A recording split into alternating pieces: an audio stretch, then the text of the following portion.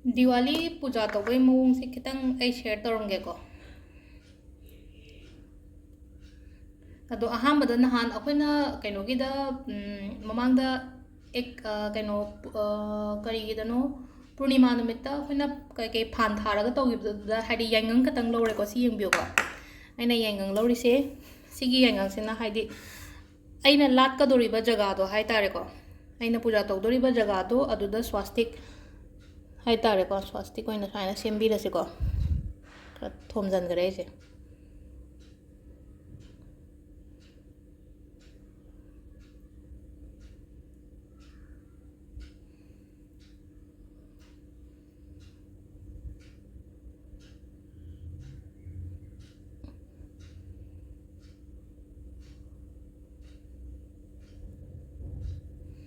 Si yangang na tawrasu yai ado sindur na tawrasu yai ko. Ado yangang na tawbiyo. Sise kang nga matungda akoy matakta phi thajallasi ko. Kwai ahambada phi angauba thabiro hana. Phi angauba se ahanba oina leibiro ko. Phi angauba na makada tharase ko ahamba gise.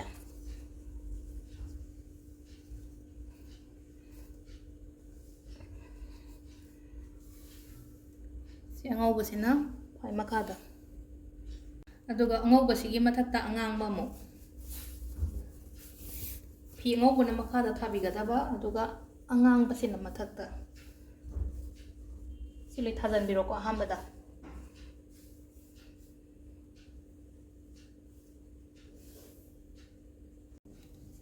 Aduga sida phan gumba leiragati phan gumba ma thabirasi ko. Aduga phan sige matakta phi amaga haina.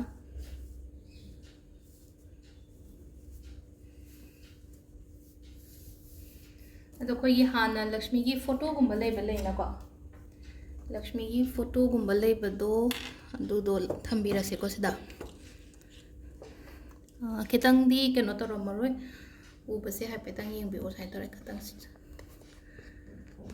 sumaina thame ko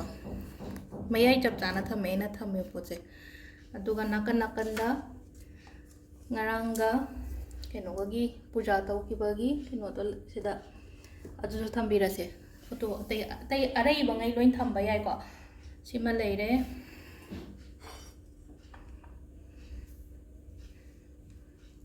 aigida hana leijabange ko haidi leigi kegi leba mayamdo thammase ko sida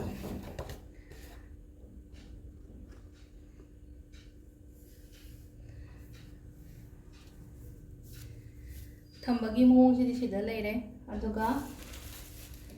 lei pareng ama khoina keno tawdori bi ko lei pareng ama keno tawraga thambira sida masa keno tawrase season biro ko photo dogi mathak to oiro natraga aigi keno murti gumbo oiraga su ko murti dogi mathakda sanare pareng ama sumaina sire na ko aduga akoina sengau semgibado ngarang sengau semgibado sengau su thambirasi ko sida ngarang gi akoina keno gi puja tawgiba mingegi hai yawbane ko sese adu maso sida dum thambirage fadigom maru ne sise adum ngasi dum katpige su kaisu kaide ko fadigom maru khatang amaso sida sum akoina thamningba pot adum thamba yai ko haide aigida areiba pot sida ina kogi makhong gumbagi mawong ne ko se leise hana sum leibani sidi optional ni ko aingonda leibagi sum hapjan bane atai ngai sidi mawong se ina katang share tawrake na mayamda ado sida murti gumba thamboi taragati ko cheng khatang hama hana thambiyo ko samna habda sida ngasai gi akhoi gi Lakshmi gi mamang sida ko Lakshmi mamang sida cheng khatang ama ko ndo ngasai gi Ganesh gi mamang sisu cheng khatang ama thambirani aduga somgi da su cheng khatang ama leirena aduga hana gi photo leibase ko sida su Lakshmi Saraswati keno se ko sida su katang cheng khra thambirase ko ado sigi akoina sida Krishna gi photo ma yawe ko simaso sangumba leibasisu phai haibane kaino numita ko ngarang se sana lupa khatang natabida ko ado ꯁꯨꯃꯥꯏꯅ ꯄꯥꯛ ꯊꯣꯛꯇꯕꯅꯤꯅ ꯑꯩ ꯀꯩꯝ ꯍꯥꯏꯗ꯭ꯔꯦ ꯁꯤꯃꯗꯤꯀꯣ ꯑꯗꯨꯒ ꯑꯩꯈꯣꯏꯅ ꯈꯨꯖꯥꯏ ꯊꯝꯒꯗꯕ ꯖꯒꯥꯗꯣ ꯍꯥꯏꯗꯤ God ꯆꯐꯨ ꯍꯥꯏꯇꯥꯔꯦꯀꯣ ꯈꯨꯖꯥꯏ ꯊꯝꯒꯗꯕ ꯖꯒꯥꯁꯦ ꯀꯗꯥꯏꯗ ꯁꯦꯡꯗꯣꯛꯁꯤꯒꯦ ꯑꯩ ꯈꯤꯇꯪ ꯀꯦꯃꯦꯔꯥꯁꯦ ꯃꯅꯤꯡꯗ ꯆꯤꯡꯊꯒꯦꯀꯣ ꯎꯅꯕ ꯁꯥꯏꯁꯤꯗꯀꯣ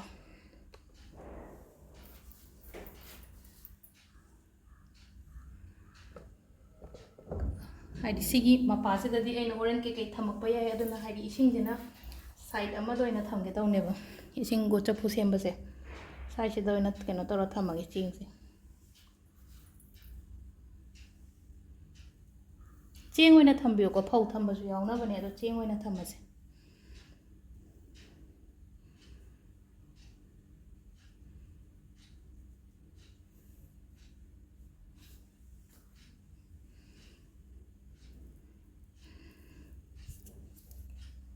खितंग उद्रा मालेको सिसे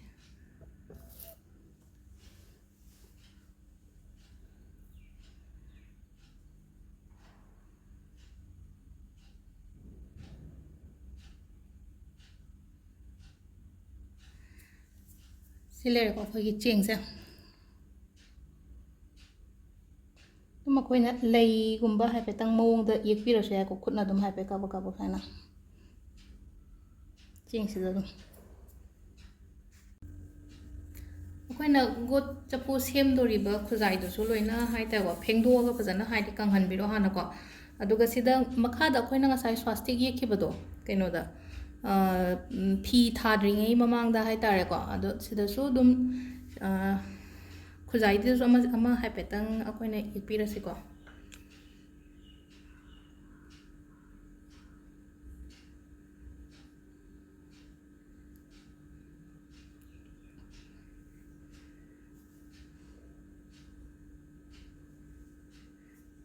सिमदी येको सि ये मतुंगदा लंग अंगांगबा हाइबतो को लंग अंगांगबसे कैनोदो सिसे अखोइगे तरेट लक कुंबको खुजाइसिदा किपियोगा तरेट लक हाइरगदी अमा अनि अहुम मरी मंगा तरुक तरेट को से यामना नौबने खुदना दुम थदत यामने को तरेट से कनो तौरे अदु खुजाइसिदा कोइना किसलेको अदु खुजाइसिदा इसिंग असेंगबा हापिरसेको अहामदा हाइदि अहामदा कनो तौरेको ngасai स्वास्तिक से ये अदुगा खुजाइसिदा लंगसे कीरे अदु सिदा इसिंग हापिरगा सिदा थमसेको खुजाइसे सामपासे थंबिरसे लेंगरोसेको अदे खुजाइसिदा क्वा मरु हाइतारे क्वा अनौबा हापिरसु कैसु काइदेको सिदादि अइना हाइदि क्वासे कैनो खै सुपारी ओइना हापेको क्वा मरु अमा हापे पैसा लुपा चपी अमा हापिरसे अदुगा चेंग खतंग अमगा हापिरसेको चेंग मरु खरगा हापचनबिरसे सिदा मथंगदा यूबी अमा लौबिरसेको यूबी से अखोइगी मही यावबा यूबी दुनेको मकु खोक्तोगा दो ngасai अखोइना खुजाइदा केनो तौगिबदो खुजाइदा कीखिबा अदुमाइना सिदासु यूबी सिदासु को हाइदि लंग अंगांगबसे तरेट लक हाइतारेको अनि अहुम मरी मंगा तरु तरेट को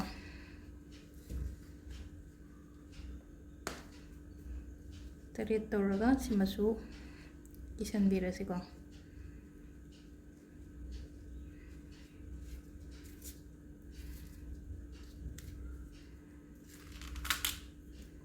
दुसिदसु अखोइना यूबी सिदसु स्वास्तिक की कैनोमा सेम्बिरजे सिदा अंगांग सिंदूरसिनाको हाइदि कैनोनिना मसम होबनिना सिदाको हाइदि माई कैनोसे यूबी से खितंग मयेक से दुम कैनो तदो अइना दुम भाबनको हाइपेतंग तारे न खल्लगको स्वास्तिक की डिजाइन से तारे न खल्लगा सि लेरेको अदो खुजाइसिगी मथक्ता थमगदमने कोइना दो खुजाइसिदा हाना कोइना सिदा हैनु मना खतंग हापसिको ꯍꯩꯅꯧ ꯃꯅꯥꯁꯦ ꯃꯅꯥ ꯑꯣꯏꯅ ꯇꯧꯔꯁꯨ ꯌꯥꯏ ꯑꯗꯨꯒ ꯁꯨꯃꯥꯏꯅ ꯑꯣꯏꯅ ꯂꯧꯔꯁꯨ ꯌꯥꯔꯦꯀꯣ ꯑꯩ ꯁꯨꯃꯥꯏꯅ ꯑꯣꯏꯅ ꯃꯁꯥ ꯃꯇꯦꯛ ꯑꯃ ꯂꯧꯔꯦ ꯃꯁꯥ ꯃꯇꯦꯛꯁꯤꯗꯀꯣ ꯍꯩꯅꯧ ꯃꯅꯥ ꯈꯨꯗꯤꯡꯃꯛꯇ ꯉꯁꯥꯏ ꯑꯩꯈꯣꯏꯅ ꯑꯍꯥꯟꯕꯗ ꯌꯥꯏꯉꯪ ꯊꯤꯠꯂꯒ ꯊꯝꯈꯤꯕ ꯑꯔꯦꯝꯕꯗꯣꯀꯣ ꯁꯤ ꯂꯣꯏꯅ ꯍꯥꯞꯄꯤꯔꯁꯦ ꯃꯥꯏ ꯃꯅꯥꯁꯤꯗꯀꯣ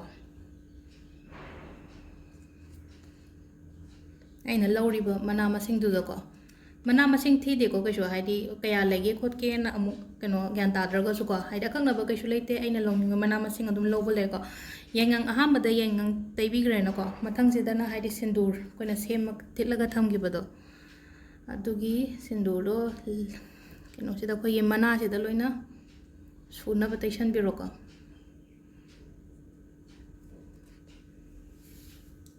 ꯁꯤꯗ ꯂꯩꯔꯦ ꯑꯗꯨꯒ ꯑꯩꯈꯣꯏꯒꯤ ꯈꯨꯖꯥꯏꯁꯤꯗ ꯊꯝꯕꯤꯔꯁꯦ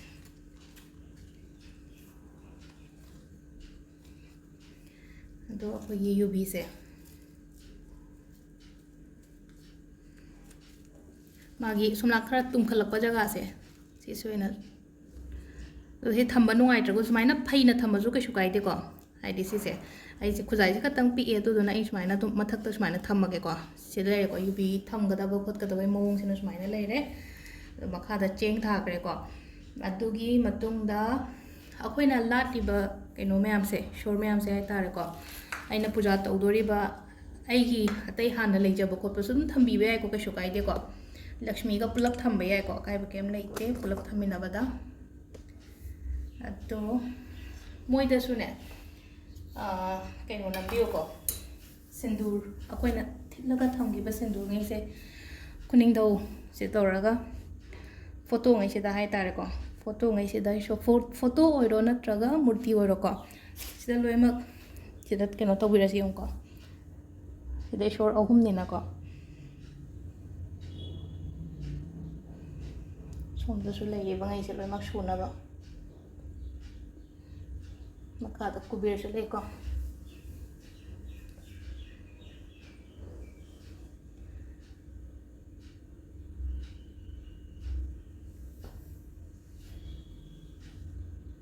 ꯑꯗꯨꯒ ꯁꯤꯒꯤ ꯂꯦꯝꯍꯧꯔꯤꯕ ꯂꯪꯁꯦ ꯃꯆꯦꯠ ꯃꯆꯦꯠꯀꯣ ꯃꯆꯦꯠ ꯃꯆꯦꯠ ꯍꯥꯏꯔꯒꯗꯤ ꯍꯥꯏꯗꯤ ꯑꯩꯈꯣꯏꯅ ꯂꯥꯏꯒꯤ ꯐꯤ ꯁꯤꯟꯕꯁꯦ ꯂꯣꯏꯅꯃꯛ ꯉꯝꯗꯕꯁꯨ ꯌꯥꯎꯋꯤꯅꯀꯣ ꯑꯗꯨꯗꯨꯅ ꯁꯤꯗ ꯍꯥꯏꯗꯤ ꯂꯛꯁꯃꯤꯒꯤ ꯍꯥꯏꯗꯤ ꯐꯤꯅꯦꯅ ꯇꯝꯕꯤꯔꯒ ꯁꯤ ꯂꯪ ꯑꯍꯟꯕꯅꯤꯅꯀꯣ ꯂꯪ ꯑꯍꯟꯕꯁꯦ ꯐꯤꯅꯦꯅ ꯇꯝꯕꯤꯔꯒ ꯃꯥꯒꯤꯗ ꯁꯤꯗ ꯃꯆꯥ ꯑꯃ ꯊꯝꯕꯤꯔꯁꯦ ꯂꯣꯏ ꯁꯨꯅꯕ ꯑꯗꯨꯝ ꯃꯇꯦꯛ ꯃꯇꯦꯛ ꯃꯇꯦꯛ ꯂꯧꯔꯒ ꯊꯝꯕꯤꯔꯁꯦꯀꯣ ꯑꯅꯤ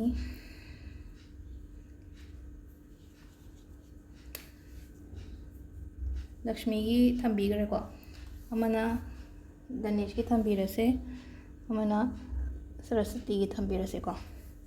ꯑꯗꯣ ꯑꯁꯣꯝꯒꯤ ꯐꯣꯇꯣꯁꯤꯁꯨ ꯍꯥꯏꯗꯤꯀꯣ ꯂꯣꯏꯅ ꯃꯁꯤꯡ ꯁꯨꯅ ꯊꯝꯕꯤꯔꯁꯨ ꯌꯥꯔꯦ ꯑꯗꯨꯒ ꯃꯁꯤꯡ ꯁꯨꯅ ꯑꯩꯁꯦ ꯑꯃ ꯑꯅꯤ ꯑꯍꯨꯝ ꯃꯔꯤ ꯏꯁꯣꯔ ꯃꯔꯤ ꯌꯥꯎꯔꯦ ꯁꯣꯝꯗꯁꯨꯀꯣ ꯑꯗꯨꯒ ꯂꯣꯏꯅꯃꯛ ꯁꯨꯅꯕ ꯃꯔꯤꯁꯦꯀꯣ ꯑꯩꯅ ꯂꯪ ꯃꯔꯤ ꯊꯥꯗꯠꯂꯦꯀꯣ ꯂꯪ ꯃꯔꯤ ꯊꯥꯗꯠꯂꯒ ꯂꯪꯁꯦ ꯂꯣꯏꯅꯃꯛ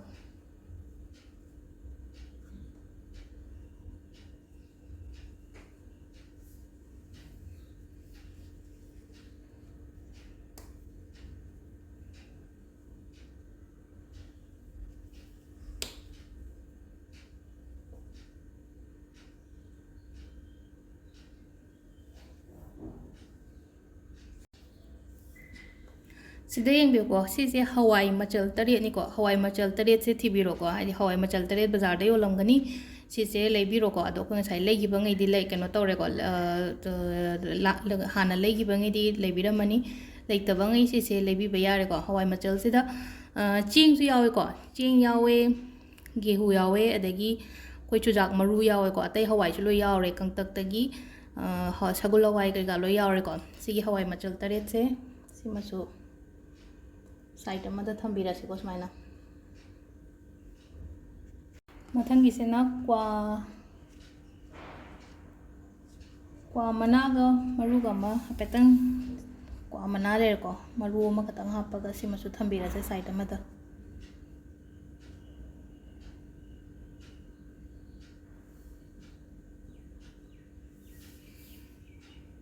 ꯑꯗꯣ ꯂꯛꯁꯃꯤꯒꯤ ꯑꯣꯏꯅ ꯊꯝꯕꯥꯜꯁꯤꯃꯗꯤ ꯁꯨꯡꯁꯣꯏ ꯁꯣꯏꯗꯅ ꯀꯠꯄꯤꯔꯣꯀꯣ ꯊꯝꯕꯥꯜꯁꯦ ꯈꯤꯇꯪ ꯍꯥꯏꯐꯦꯠꯇꯪ ꯁꯨꯃꯥꯏꯅ ꯈꯨꯠꯅ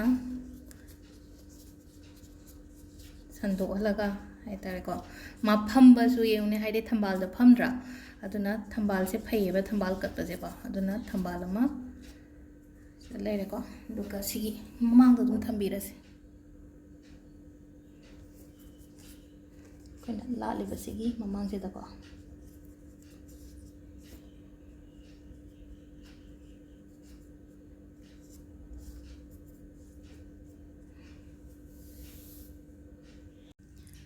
ꯁꯤꯁꯦ ꯑꯅꯝꯕꯅ ꯂꯣꯏ ꯁꯦꯝꯕ ꯁꯥꯕꯗꯤ ꯂꯣꯏꯔꯦꯀꯣ ꯑꯗꯣ ꯏꯁꯤꯡ ꯑꯁꯦꯡꯕ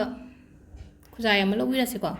ꯑꯗꯨꯒ ꯂꯩ ꯑꯃ ꯇꯧꯔꯒ ꯁꯤꯁꯦ ꯏꯁꯤꯡ ꯂꯣꯏ ꯈꯤꯛꯇꯣꯛꯄꯤꯔꯁꯦ ꯉꯁꯥꯏ ꯑꯩꯈꯣꯏꯅ ꯀꯩꯀꯩ ꯍꯥꯏꯗꯤ ꯀꯩ ꯍꯥꯏꯅꯤ ꯁꯝꯖꯥ ꯁꯝꯖꯥ ꯇꯧꯔꯒꯁꯨ ꯂꯣꯏꯅꯃꯛ ꯁꯦꯡꯗꯣꯛꯅꯕꯒꯤꯗꯃꯛꯇ ꯍꯥꯏꯇꯥꯔꯦꯀꯣ ꯁꯤꯒꯤ ꯏꯁꯤꯡꯁꯤꯅ ꯏꯁꯤꯡ ꯑꯁꯦꯡꯕꯁꯤꯅ ꯂꯣꯏ ꯈꯤꯛꯇꯣꯛꯄꯤꯔꯣ ꯍꯥꯞꯀꯗꯕꯁꯦ ꯗꯈꯤꯅꯥ ꯑꯗꯒꯤ ꯀꯩꯅꯣꯒꯗ ꯉꯥꯏꯁꯜꯂꯛꯑꯦꯀꯣ ꯗꯈꯤꯅꯥꯅꯦ ꯑꯊꯨꯝꯕꯅꯦ ꯍꯩꯔꯨꯛ ꯈꯔꯒ ꯃꯩ ꯊꯥꯟꯒꯗꯕꯗ ꯉꯥꯏꯔꯦꯀꯣ ꯑꯇꯩꯗꯤ ꯂꯣꯏ ꯂꯣꯏꯔꯦꯀꯣ ꯁꯤ ꯁꯦꯝꯕꯁꯦ ꯑꯗꯨꯒ ꯍꯣꯔꯦꯟ ꯙꯨꯞ ꯊꯥꯕ ꯃꯇꯝꯗꯀꯣ ꯂꯛꯁꯃꯤ ꯑꯥꯔꯇꯤꯒꯨꯝꯕ ꯊꯥꯕꯤꯌꯣ ꯑꯗꯒꯤ ꯂꯦꯝꯍꯧꯔꯤꯕ ꯁꯤꯟꯗꯨꯔꯒ ꯉꯁꯥꯏꯒꯤ ꯂꯪꯗꯨꯒ ꯑꯉꯥꯡꯒꯤ ꯃꯈꯨꯠꯀꯨꯝꯕꯗ ꯀꯤꯕꯤꯌꯨꯀꯣ ꯑꯉꯥꯡ ꯅꯨꯄꯤ ꯃꯆꯥ ꯑꯣꯏꯔꯒꯅ ꯑꯣꯏꯔꯣꯝꯗ ꯀꯤꯕꯤꯔꯣ ꯑꯗꯨꯒ ꯅꯨꯄꯥ ꯃꯆꯥ ꯑꯣꯏꯔꯒꯅ ꯌꯦꯠꯂꯣꯝꯗ ꯀꯤꯕꯤꯔꯣ ꯑꯗꯨꯒ ꯁꯤꯟꯗꯨꯔꯁꯤꯁꯨ ꯍꯥꯏꯐꯦꯠꯇꯪ ꯃꯣꯏ ꯑꯉꯥꯡꯒꯤ ꯃꯔꯥꯏꯕꯛꯇ ꯑꯣꯏꯔꯣꯀꯣ ꯑꯗꯨꯁꯨ ꯅꯝꯕꯤꯌꯣ ꯑꯗꯨꯒ ꯏꯁꯥꯁꯨ ꯂꯩꯔꯦ ꯑꯗꯣ ꯏꯃꯨꯡ ꯃꯅꯨꯡꯒꯤ ꯂꯣꯏꯅꯃꯛ ꯇꯧꯕꯗꯤ ꯌꯥꯏꯀꯣ ꯁꯤꯁꯦ ꯍꯥꯏꯗꯤ ꯑꯩ ꯏꯁꯥꯒꯤꯁꯨ ꯏꯃꯨꯡ ꯃꯅꯨꯡꯒꯤꯁꯨ ꯂꯣꯏꯅꯃꯛ ꯑꯩꯒꯤꯅ ꯑꯣꯏꯗꯒꯨꯝꯕ ꯁꯤꯔꯅꯤꯀꯣ ꯅꯨꯄꯤꯒꯤ나 ꯑꯗꯣ ꯅꯨꯄꯥꯒꯤꯅ ꯌꯦꯠꯇ ꯑꯗꯣ ꯉꯁꯥꯏ ꯁꯤꯕꯒꯤ ꯃꯑꯣꯡꯗꯣ ꯉꯁꯥꯏ ꯀꯤꯈꯤꯕꯗꯣ ꯑꯩꯈꯣꯏꯅ ꯌꯨꯕꯤꯗ ꯀꯩꯗ ꯀꯤꯈꯤꯕ ꯑꯗꯨꯃꯥꯏꯅ ꯍꯥꯏꯗꯤ ꯇꯔꯦꯠꯂꯛ ꯀꯤꯔꯒ ꯑꯗꯨꯗꯣ ꯀꯤꯁꯟꯕꯤꯔꯒ ꯌꯥꯔꯦꯀꯣ ꯑꯗꯨꯒ ꯀꯩꯅꯣꯒꯨꯝꯕ ꯃꯥꯒꯤ ꯁꯤꯟꯗꯨꯔꯒꯨꯝꯕꯁꯦ ꯍꯥꯏꯗꯤ ꯅꯝꯕꯤꯔꯣꯀꯣ ꯂꯣꯏꯅꯃꯛ ꯏꯃꯨꯡ ꯃꯅꯨꯡꯒꯤ ꯂꯣꯏꯅꯃꯛ ꯏꯃꯨꯡꯗ ꯂꯩꯕ ꯃꯤꯉꯩꯒꯤ ꯑꯗꯨꯒ ꯑꯃꯅ ꯂꯩꯁꯦ ꯃꯆꯨ ꯃꯆꯨ ꯈꯔꯗꯤ ꯂꯧꯒꯗꯕꯅꯦ ꯑꯗꯣ ꯃꯆꯨ ꯑꯉꯥꯡꯕꯁꯦ ꯐꯪꯗ꯭ꯔꯦ ꯉꯁꯤ ꯑꯉꯥꯡꯕ ꯄꯥꯝꯗꯤ ꯄꯥꯝꯕꯅꯦ ꯑꯗꯣ ꯑꯉꯥꯡꯕꯁꯦ ꯒꯅꯦꯁ ꯀꯠꯀꯗꯕꯅꯦꯕ ꯑꯉꯥꯡꯕꯁꯦꯀꯣ ꯑꯉꯧꯕꯁꯤꯅ ꯑꯩ ꯃꯈꯥꯗ ꯈꯤꯇꯪ ꯍꯦꯛꯎꯔꯦ ꯑꯩꯈꯣꯏ ꯀꯩꯅꯣ ꯑꯩꯈꯣꯏꯅ ꯂꯩꯔꯤꯕ ꯖꯒꯥꯁꯤꯗ ꯑꯉꯧꯕꯁꯤꯅ ꯍꯥꯏꯗꯤ ꯁꯔꯁꯋꯇꯤꯒꯤꯗꯃꯛꯇ ꯀꯠꯀꯗꯕꯅꯦꯀꯣ ꯑꯗꯣ ꯑꯉꯧꯕꯁꯦ ꯑꯩ ꯁꯤꯗ ꯈꯤꯇꯪ ꯁꯤꯗ ꯑꯉꯧꯕ ꯈꯔ ꯊꯝꯃꯒꯦ ꯁꯣꯝꯗ ꯈꯔ ꯑꯃꯒ ꯁꯤꯗ ꯈꯤꯇꯪ ꯑꯃ ꯀꯠꯄꯤꯔꯛꯀꯦ ꯀꯝꯕꯤ ꯑꯆꯧꯕ ꯑꯃꯒ ꯂꯧꯔꯁꯤꯀꯣ ꯀꯝꯕꯤꯁꯦ ꯌꯦꯡꯉꯣ ꯁꯥꯏꯖꯁꯦ ꯍꯥꯏꯗꯤ ꯈꯨꯕꯥꯛꯃꯨꯛ ꯀꯩꯃꯨꯛ ꯆꯥꯎꯋꯦꯀꯣ ꯀꯝꯕꯤꯁꯦ ꯁꯤꯁꯦ ꯅꯨꯡꯗꯥꯡ ꯊꯥꯜꯂꯝꯕꯁꯦ ꯍꯌꯦꯡ ꯑꯌꯨꯛ ꯐꯥꯎꯕ ꯊꯥꯟꯒꯗꯕꯅꯦꯕ ꯍꯥꯏꯗꯤ ꯑꯌꯨꯛ ꯅꯣꯡꯉꯥꯟꯕ ꯐꯥꯎꯕ ꯆꯠꯍꯟꯕ ꯍꯥꯏꯇꯥꯔꯦ ꯁꯤꯒꯤ ꯃꯩꯁꯦ ꯃꯨꯜꯍꯜꯂꯣꯏꯗꯣꯏꯅꯦꯕ ꯑꯍꯤꯡꯁꯦ ꯑꯗꯨꯗꯨꯅ ꯀꯣꯟ ꯑꯆꯧꯕ ꯅꯠꯇ꯭ꯔꯒ ꯀꯝꯕꯤ ꯑꯆꯧꯕ ꯐꯪꯉꯒꯗꯤ ꯀꯝꯕꯤ ꯑꯆꯧꯕ ꯑꯔꯦꯟꯖ ꯇꯧꯕꯤꯔꯣꯀꯣ ꯂꯩꯇ꯭ꯔꯒꯅ ꯇꯦꯡꯀꯣꯠ ꯑꯆꯧꯕ ꯑꯃ ꯂꯧꯔꯁꯦꯕ ꯇꯦꯡꯀꯣꯠ ꯑꯆꯧꯕꯁꯦ ꯁꯥꯏꯖꯁꯦ ꯍꯥꯏꯐꯦꯠ ꯌꯦꯡꯉꯨ ꯑꯩꯅ ꯈꯨꯕꯥꯛ ꯍꯥꯏꯁꯦ ꯑꯩ ꯈꯨꯕꯥꯛꯁꯤꯒꯤ ꯁꯤꯒꯤ ꯁꯥꯏꯖꯁꯤꯗ ꯑꯣꯏꯔꯦꯅꯀꯣ ꯈꯨꯕꯥꯛ ꯁꯨꯃꯥꯏꯅ ꯇꯤꯡꯊꯣꯛꯑꯒ ꯌꯦꯡꯀꯥꯟꯗ ꯍꯥꯏ ꯁꯤꯒꯤ ꯁꯥꯏꯖꯁꯤꯅꯦꯕ ꯂꯩꯁꯦ ꯁꯨꯃꯥꯏꯅ ꯇꯧꯕ ꯑꯃ ꯂꯧꯕꯤꯔꯁꯦꯀꯣ ꯑꯗꯨꯒ ꯂꯁꯤꯡ ꯁꯦꯝꯕꯒꯤ ꯃꯑꯣꯡꯁꯦ ꯍꯥꯏꯐꯦꯠꯇꯪ ꯁꯨꯃꯥꯏꯅ ꯇꯧꯔꯒ ꯈꯔ ꯁꯥꯡꯍꯜꯂꯒ ꯍꯥꯏꯗꯤ ꯁꯤꯗ ꯃꯈꯥꯗ ꯂꯨꯞꯍꯜꯂꯒ ꯁꯤꯃꯁꯨ ꯁꯦꯝꯕ ꯌꯥꯔꯦꯀꯣ ꯁꯨꯃꯥꯏꯅ ꯇꯧꯕ ꯑꯃ ꯁꯦꯝꯕ ꯌꯥꯔꯦꯀꯣ ꯁꯤꯁꯤꯅ ꯍꯥꯏꯗꯤ ꯃꯄꯥꯟ ꯁꯨꯃꯥꯏꯅ ꯀꯩꯅꯣ ꯇꯧꯕꯁꯦ ꯈꯤꯇꯪ ꯌꯥꯠꯄ ꯌꯥꯎꯕꯁꯦ ꯑꯗꯨ ꯇꯥꯔꯒꯗꯤ ꯁꯨꯃꯥꯏꯅ ꯊꯝꯕ ꯌꯥꯏ ꯅꯠꯇꯕꯤꯗ ꯑꯩꯅ ꯉꯁꯥꯏ ꯇꯦꯡꯀꯣꯠꯇ ꯇꯧ ꯍꯥꯏꯈꯤꯕꯅꯤꯅ ꯇꯦꯡꯀꯣꯠꯇꯗꯤ ꯁꯤꯁꯦ ꯌꯥꯔꯔꯣꯏꯅ ꯑꯗꯣ ꯇꯦꯡꯀꯣꯠꯀꯤꯗꯤ ꯀꯃꯥꯏꯅ ꯁꯦꯝꯒꯗꯒꯦ ꯍꯥꯏ ꯀꯥꯟꯁꯤꯗ ꯈꯤꯇꯪ ꯆꯥꯎꯅ ꯂꯧꯔꯁꯦꯀꯣ ꯂꯁꯤꯡꯁꯦ ꯁꯨꯝ ꯈꯔ ꯆꯥꯎꯅ ꯂꯧꯔꯁꯦ ꯑꯗꯨꯒ ꯁꯟꯗꯣꯛꯄꯤꯔꯣ ꯁꯨꯃꯥꯏꯅ ꯈꯨꯠꯅ ꯍꯥꯟꯅ ꯂꯣꯏ ꯁꯟꯗꯣꯛꯑ ꯁꯦꯒꯥꯏꯕꯣꯏ ꯀꯩ ꯑꯣꯏꯀꯣ ꯑꯩꯈꯣꯏꯅ ꯕꯔꯇꯤ ꯇꯥꯕꯗꯒ ꯁꯨꯃꯥꯏꯅ ꯍꯥꯏꯗꯤ ꯂꯁꯤꯡꯁꯦ ꯁꯦꯒꯥꯏꯔ ꯀꯩꯅꯣ ꯇꯧꯋꯤꯅꯀꯣ ꯑꯗꯣ ꯁꯤꯁꯦ ꯍꯥꯏꯐꯦꯠꯇꯪ ꯁꯨꯃꯥꯏꯅ ꯁꯦꯒꯥꯏꯔꯦꯅꯀꯣ ꯕꯣꯝꯕꯨꯂꯥ ꯃꯈꯣꯟ ꯈꯤꯇꯪ ꯇꯥꯕ ꯌꯥꯏꯀꯣ ꯗꯤꯋꯥꯂꯤ ꯑꯣꯏꯕꯅꯤꯅ ꯑꯗꯣ ꯁꯨꯃꯥꯏꯅ ꯂꯩꯔꯦ ꯑꯗꯨꯒ ꯈꯣꯞꯆꯟꯕꯤꯔꯛꯑꯣ ꯁꯨꯃꯥꯏꯅ ꯇꯧꯔꯒ ꯁꯤꯁꯦ ꯁꯨꯃꯥꯏꯅ ꯇꯧꯔꯒ ꯈꯣꯞꯆꯜꯂ ꯂꯩꯗꯧꯅ ꯍꯥꯏꯗꯤꯀꯣ ꯍꯥꯏꯅ ꯑꯩꯈꯣꯏꯅ ꯀꯩꯅꯣ ꯑꯩꯈꯣꯏꯒꯤ ꯇꯟꯒꯨꯝꯕ ꯍꯧꯕ ꯃꯇꯝꯗꯒ ꯍꯥꯏ ꯁꯨꯃꯥꯏꯅ ꯁꯟꯗꯣꯛꯑꯒ ꯁꯨꯃꯥꯏꯅ ꯑꯃꯨꯛ ꯇꯥꯁꯜꯂꯛꯄꯗꯣ ꯃꯊꯛꯇ ꯁꯨꯃꯥꯏꯅ ꯇꯧꯔꯒ ꯇꯥꯁꯟꯕꯤꯔꯛꯑꯒ ꯁꯤꯁꯦ ꯆꯤꯡꯈꯠꯄꯤꯔꯛꯑꯣꯀꯣ ꯈꯔ ꯂꯁꯤꯡꯁꯦ ꯑꯗꯨꯒ ꯁꯨꯃꯥꯏꯅ ꯂꯩꯁꯜꯂꯒ ꯁꯨꯃꯥꯏꯅ ꯇꯧꯕ ꯑꯃ ꯁꯨꯃꯥꯏꯅ ꯊꯝꯃꯁꯨ ꯌꯥꯏꯀꯣ ꯑꯗꯣ ꯁꯨꯃꯥꯏꯅ ꯊꯝꯕꯁꯤꯗ ꯊꯥꯎꯗꯣ ꯍꯥꯏꯐꯦꯠꯇꯪ ꯇꯨꯝꯃꯝꯗꯥꯏꯗꯁꯨ ꯆꯦꯛ ꯇꯧꯕꯤꯌꯨꯀꯣ ꯍꯧꯖꯤꯛ ꯑꯉꯟꯕꯒꯤ ꯊꯥꯟꯕꯅ ꯊꯥꯟꯕ ꯑꯣꯏꯔꯦ ꯑꯗꯨꯒ ꯍꯣꯔꯦꯟ ꯇꯨꯝꯃꯝꯗꯥꯏꯗ ꯍꯌꯦꯡ ꯐꯥꯎꯕ ꯑꯌꯨꯛ ꯐꯥꯎꯕ ꯆꯠꯇꯅꯕ ꯁꯤ ꯃꯨꯠꯇꯅꯕ ꯍꯥꯏꯇꯥꯔꯦ ꯁꯤꯁꯤꯃ ꯁꯨꯃꯥꯏꯅ ꯇꯧꯕꯤꯔꯁꯤꯀꯣ ꯑꯗꯣ ꯑꯩꯁꯨ ꯁꯨꯃꯥꯏꯅ ꯊꯝꯒꯦ ꯁꯤꯗ ꯅꯥꯀꯟ ꯅꯥꯀꯟꯗ ꯇꯧꯕꯗꯣ ꯁꯤ ꯍꯦꯛ ꯁꯨꯃꯥꯏꯅ ꯂꯁꯤꯡꯗꯣ ꯇꯠꯁꯜꯂꯛꯑꯀꯥꯟꯗ ꯃꯨꯔꯤꯗ ꯃꯨꯠꯄꯣꯏ ꯂꯥꯛꯄꯣꯏ ꯇꯧꯋꯦꯕ ꯑꯗꯨꯗꯨꯅ ꯑꯩ ꯁꯨꯃꯥꯏꯅ ꯑꯗꯨꯝ ꯁꯤꯒꯤ ꯃꯑꯣꯡꯁꯤꯗ ꯊꯝꯃꯒꯦꯅ ꯑꯩ ꯁꯨꯃꯥꯏꯅ ꯁꯦꯝꯃꯦꯀꯣ ꯁꯤꯒꯤ ꯃꯑꯣꯡꯁꯤꯗ ꯑꯩꯅ ꯊꯝꯕꯤꯔꯁꯦ ꯑꯗꯨꯒ ꯑꯇꯩꯒꯤꯗꯤ ꯂꯣꯏꯅ ꯁꯦꯝꯕꯗꯤ ꯂꯣꯏꯔꯦꯀꯣ ꯑꯩ ꯍꯥꯏꯐꯦꯠꯇꯪꯗꯤ ꯎꯠꯂꯛꯀꯦꯀꯣ ꯂꯣꯏꯅ ꯁꯦꯝꯕ ꯂꯣꯏꯔꯦ ꯁꯤꯗꯀꯣ ꯑꯩꯅ ꯄ꯭ꯂꯦꯠ ꯃꯆꯥꯒꯤ ꯑꯀꯣꯟꯕꯒꯤ ꯍꯥꯞꯄꯤꯕꯁꯦ ꯁꯤꯗ ꯀꯩꯅꯣ ꯇꯧꯔꯤꯁꯦꯀꯣ ꯘꯤ ꯑꯁꯦꯡꯕꯅꯤꯀꯣ ꯑꯃ ꯅꯥꯀꯟꯗ ꯈꯤꯇꯪ ꯘꯤ ꯘꯤ ꯑꯁꯦꯡꯕ ꯂꯩꯔꯒꯗꯤ ꯘꯤ ꯑꯁꯦꯡꯕꯅ ꯈꯤꯇꯪ ꯃꯃꯥꯡꯗ ꯀꯩꯅꯣ ꯇꯧꯕꯤꯌꯣ ꯀꯠꯄꯤꯔꯣꯀꯣ ꯆꯦꯡ ꯈꯤꯇꯪ ꯑꯃ ꯂꯩꯔꯦ ꯍꯩꯔꯨꯛ ꯂꯩꯔꯦ ꯗꯨꯛ ꯍꯥꯞꯀꯗꯕ ꯋꯥꯠꯂꯤ ꯗꯈꯤꯅꯥꯅꯦ ꯑꯗꯨꯒ ꯑꯊꯨꯝꯕꯒꯗ ꯉꯥꯏꯁꯜꯂꯦꯀꯣ ꯍꯥꯏꯗꯤ ꯑꯗꯨꯗꯨꯅ ꯍꯣꯔꯦꯟ ꯄꯨꯔꯥ ꯂꯥꯁꯇ ꯂꯣꯏ ꯀꯩꯅꯣ ꯇꯧꯔꯝꯗꯥꯏꯗ ꯍꯥꯞꯄꯒꯦ ꯇꯧꯅꯤ ꯍꯥꯟꯅ ꯍꯥꯞꯇꯣꯛꯑ ꯊꯝꯃꯒꯗꯤ ꯂꯥꯏꯛ ꯀꯠꯄꯒꯤ ꯃꯇꯝꯗꯣ ꯈꯔ ꯂꯩꯔꯤꯕꯅꯤꯅꯀꯣ ꯍꯥꯏꯗꯤ ꯀꯛꯆꯤꯡꯒꯨꯝꯕ ꯀꯩꯒꯨꯝꯕ ꯂꯥꯛꯑꯒꯗꯤꯅ ꯑꯗꯨꯒ ꯁꯤꯗ ꯏꯁꯤꯡ ꯈꯨꯖꯥꯏ ꯑꯃꯈꯛꯇꯪꯒ ꯊꯝꯕꯤꯔꯁꯦ ꯉꯁꯥꯏ ꯑꯍꯥꯟꯕꯒꯤꯗꯨꯅ ꯑꯩꯈꯣꯏꯒꯤ ꯒꯣꯠ ꯆꯐꯨ ꯂꯩꯔꯦꯅꯀꯣ ꯑꯗꯣ ꯁꯤꯁꯤꯅ ꯏꯁꯤꯡ ꯑꯩꯈꯣꯏꯅ ꯏꯁꯤꯡ ꯂꯥꯏ ꯀꯠꯄꯗ ꯏꯁꯤꯡ ꯈꯛꯇꯪ ꯌꯥꯎꯍꯟꯅꯤꯡꯉꯦꯅꯀꯣ ꯏꯁꯤꯡ ꯈꯨꯖꯥꯏ ꯑꯃ ꯁꯨꯃꯥꯏꯅ ꯊꯝꯕꯤꯔꯦꯀꯣ ꯃꯃꯥꯡꯗ ꯃꯅꯤ ꯕꯣꯜꯒꯨꯝꯕ ꯁꯦꯝꯈꯤꯕ ꯂꯩꯅꯀꯣ ꯑꯗꯨꯁꯨ ꯑꯗꯨꯝ ꯄꯨꯖꯥ ꯇꯧꯕꯤꯕ ꯌꯥꯏꯀꯣ ꯍꯥꯏꯗꯤ ꯁꯨꯝ ꯑꯩꯅ ꯌꯥꯝꯅ ꯊꯥꯖꯅ ꯇꯧꯕ ꯄꯣꯠ ꯑꯣꯏꯕꯒꯤꯅꯤꯀꯣ ꯑꯩꯅ ꯍꯥꯏꯗꯤ ꯑꯩꯈꯣꯏꯅ ꯃꯅꯤ ꯕꯣꯜ ꯊꯥꯏꯅ ꯍꯥꯏꯇꯥꯔꯒꯗꯤ ꯃꯃꯥꯡꯒꯤ ꯊꯥ ꯑꯃꯅꯤꯗꯒ ꯁꯦꯝꯈꯤꯕ ꯈꯣꯠꯈꯤꯕ ꯂꯩꯅꯀꯣ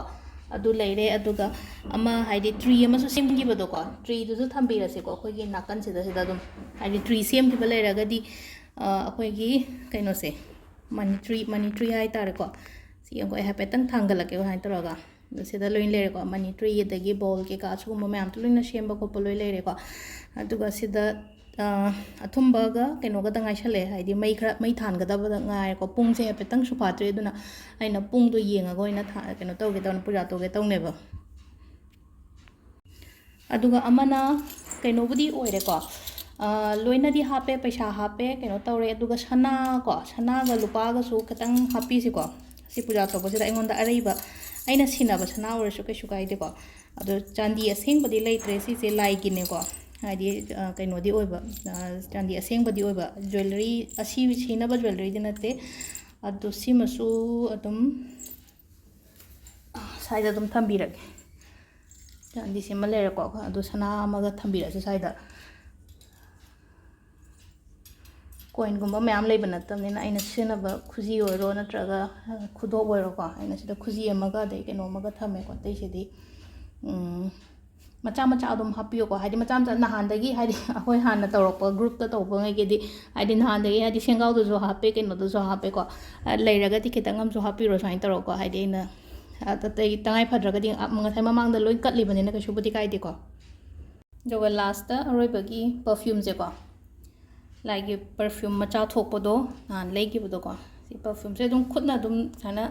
ꯇꯧꯕꯤꯔꯒ ꯑꯩꯈꯣꯏꯅ ꯀꯩꯅꯣ ꯑꯣꯏꯔꯒꯅ ꯑꯣꯏꯔꯦꯅꯀꯣ ꯃꯨꯔꯇꯤ ꯑꯣꯏꯔꯒꯅ ꯑꯣꯏꯔꯦ ꯑꯣꯏꯗ꯭ꯔꯒꯅ ꯁꯨꯃꯥꯏꯅ ꯈꯨꯠꯅ ꯑꯗꯨꯝ ꯀꯣ ꯏꯁꯣꯔꯒꯤ ꯃꯁꯥꯉꯩꯁꯤꯗ ꯂꯣꯏ ꯇꯩꯕꯤꯔꯁꯦꯀꯣ ꯑꯗꯨꯃꯥꯏꯅ ꯇꯧꯔꯒ ꯑꯩꯅ ꯂꯥꯠꯂꯤꯕ ꯃꯌꯥꯝꯁꯦꯀꯣ ꯁꯤꯁꯨ ꯈꯤꯇꯪ ꯍꯥꯏꯐꯦꯠ ꯈꯤꯛꯆꯟꯕꯣꯏ ꯀꯩ ꯑꯣꯏ ꯂꯣꯏꯅ ꯁꯤꯟꯕ ꯊꯨꯡꯅꯕ ꯃꯅꯝ ꯅꯨꯡꯁꯤꯅꯕ ꯍꯥꯏꯇꯥꯔꯦ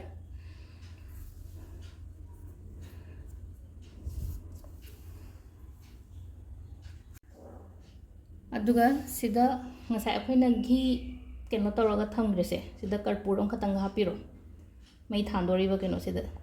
ꯀꯔꯄꯨꯔ ꯑꯃ ꯍꯥꯞꯄꯅꯤꯅꯀꯣ ꯑꯗꯨꯒ ꯁꯤꯗꯁꯨ ꯑꯃꯈꯛꯇꯪ ꯍꯥꯞꯄꯤꯔꯁꯦ ꯑꯆꯧꯕ ꯀꯩꯅꯣꯁꯤꯗꯁꯨ ꯑꯗꯨꯒ ꯃꯊꯛꯁꯤꯗ ꯊꯥꯎ ꯍꯩꯖꯤꯟꯕ ꯌꯥꯔꯅꯤꯀꯣ ꯁꯤꯒꯤꯁꯦ ꯁꯤ ꯀꯝꯕꯤꯁꯤꯗꯁꯨ ꯀꯔꯄꯨꯔ ꯑꯃ ꯍꯥꯞꯄꯦꯀꯣ ꯁꯤꯁꯦ ꯊꯥꯎꯁꯦ ꯐꯨꯜ ꯍꯩꯖꯤꯜꯂ ꯊꯝꯕꯤꯔꯁꯦꯀꯣ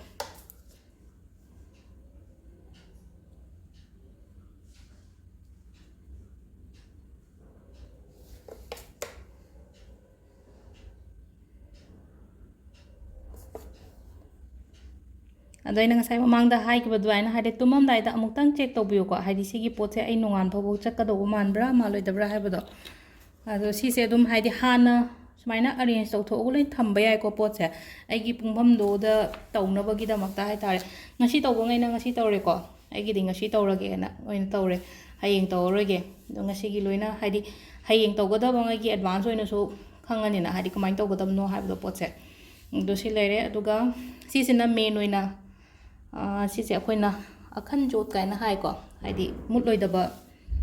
ꯃꯩ ꯍꯥꯏꯇꯥꯔꯦꯀꯣ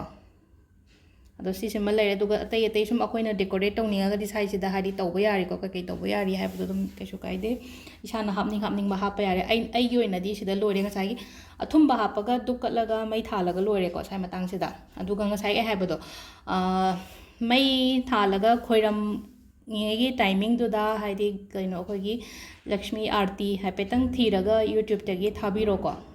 minute manga tara minute manga gumba hai tare khoirambado pulap imung manung loi pulap khoirambiyo koi thanda khoirambigano